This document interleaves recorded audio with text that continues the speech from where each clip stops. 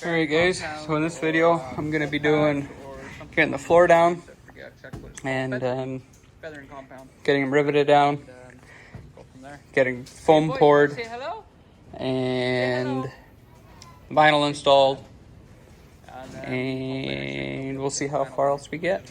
Not sure what kind of time frame I'm getting. It is Thanksgiving after all, so we'll see how far we get. One tip right off the bat is I was just getting ready to lay this down, and I was like, oh yeah, I forgot. What you do is you're going to move this out of the way, and you're going to want to grab a marker, and you're going to want to go pretty well dead center with the stud, and dead center with the stud, and go along.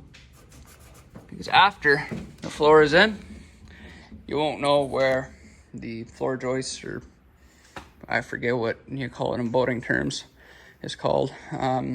So make sure you mark where they are. Or what you can also do is take a tape measure, lay it down across, and take a photo of it. And you can see, like here we're on 16-inch centers.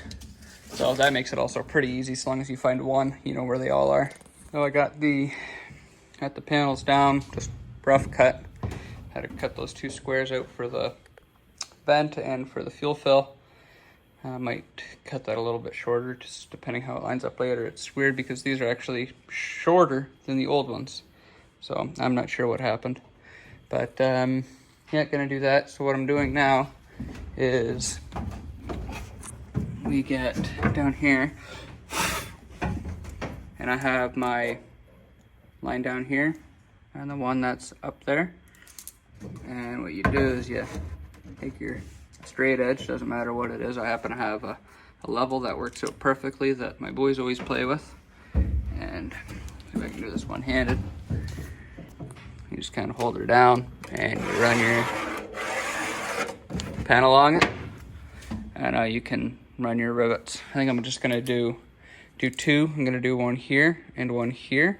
And then when I get that side panel, that one right there, when I get that up, there's going to be another rivet going to be going in on that side. So that means there's going to be 3 rivets total.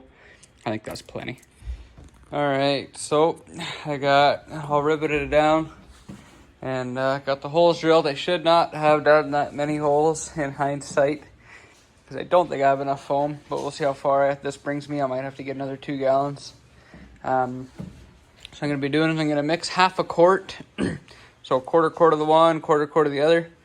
And then pour it in probably a cavity up here because it's smaller. And see how far it brings me, and work my way down. So I royally screwed up.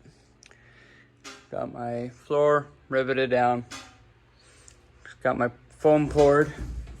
And what happened is I drilled the holes, I think, too close to the center. Should have done it too close, or closer to the edge, or even left more of a gap and done it in there, but it is what it is. And now it really came out over here. So what it did on top, I'm assuming happened on the bottom. Because even when I go to the storage place, there's nothing underneath here. It used to ka-plunk. That is solid. So I took a bucket of water and I poured it down the front. And when we walked to the back,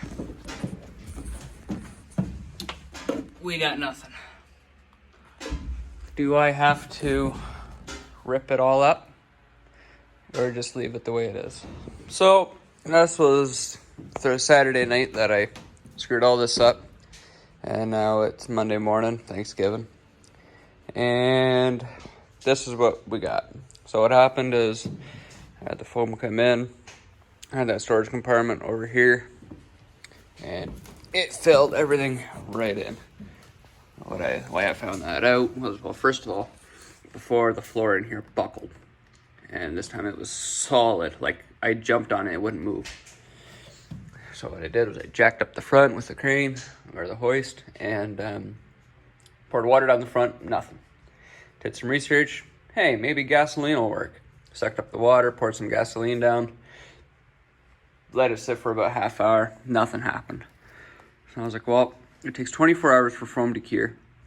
like solid. So I said, screw it, let's get her out and fix it now, because we need water to drain from the front to the back in case you ever have a leak, in case you ever hit a wave. You never know what's gonna happen. I could have likely been fine, but I would rather not find out.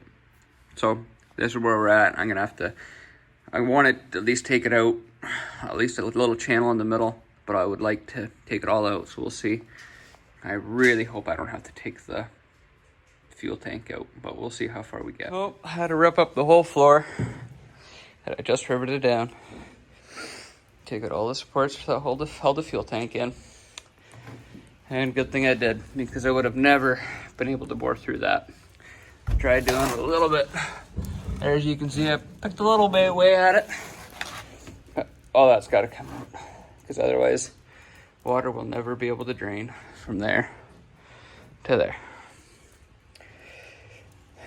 One step forward, two steps back. So you see the holes there, that's where the foam came through. So all I'm gonna do is I'm gonna take a pink sheet of foam and glue it on the inside along there. And then that way it can't get in there. And other than that, this water doesn't need to drain down here. Just needs to be able to drain. Got everything riveted back into place, ready for reassembly. What I should have done originally, and I didn't do it, is what I always do. Go with pink styrofoam. You cut it into strips, you stuff in as much as you can in the floor. This stuff does not absorb water. It floats, it does everything, and it's much cheaper. And then what you do is you cut strips, fill it up as much as you can, rivet the floor down, and then you pour your foam, and it just kind of goes in the cracks and off you go. But what I'm gonna do is I'm gonna make little pieces, kind of like I did here already, to plug these holes somewhat. And do the same on the other side and along.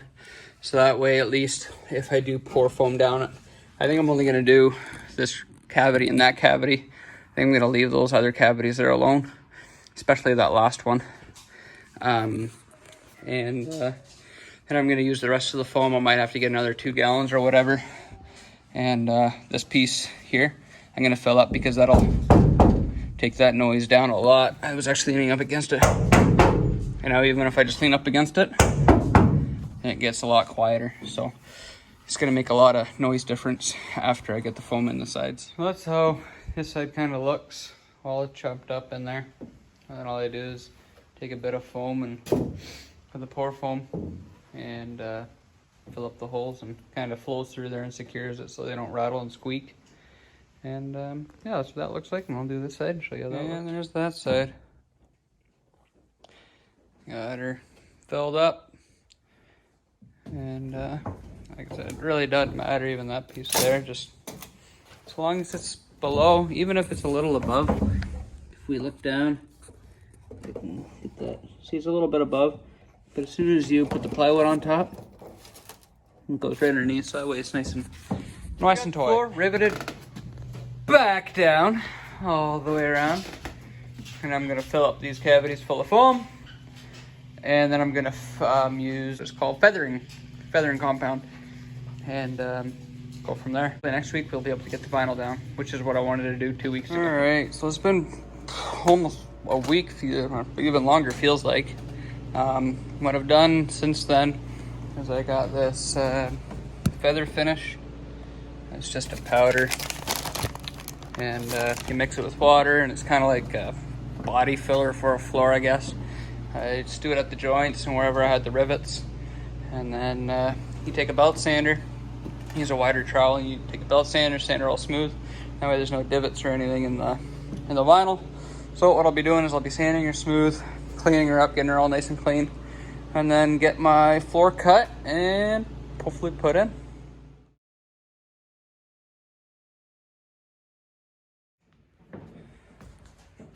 All right, so what I'm doing now, I got her cut to size, a few little mistakes, nothing that is crazy, but something you need to take your time with, something that I'm very bad with patience, especially when it comes to trimming. Like you can see all the scrap pieces there.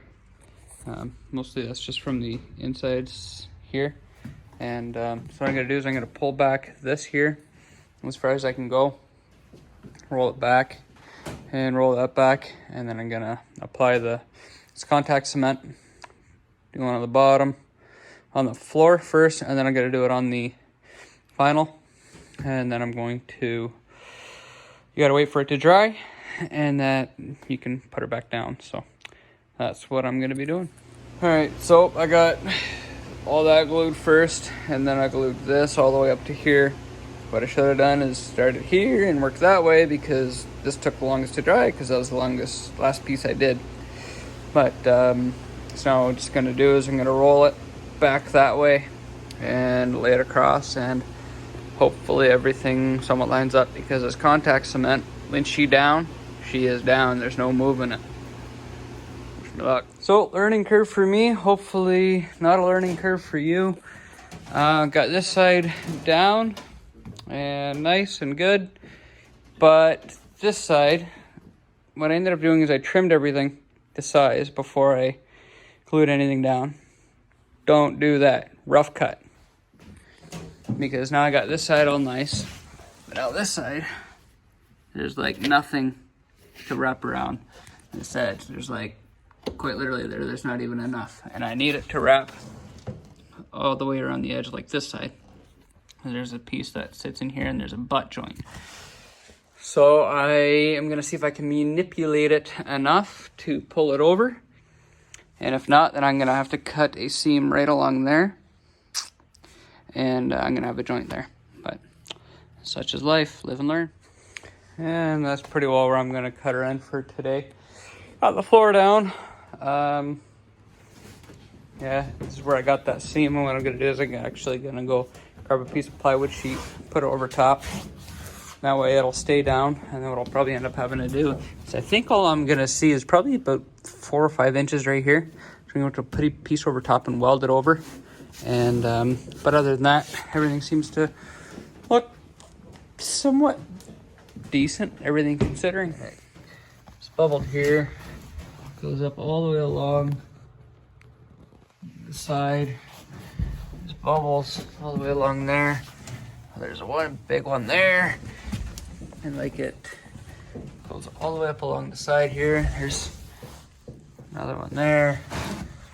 There's a massive one there. So a few things that I forgot to add in that video, or forgot to record, was those bubbles. All I had to do is wait a few days, and I ended up laying them down, and they ended up staying down, so I didn't need to burst them. I didn't need to reapply any glue. All it was the gases that kept coming up. So I think that's where I'm going to end this video. Got the vinyl down on the floor.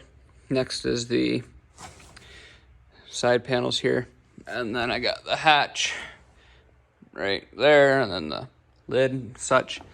Yeah, that's where I'm gonna cut her off.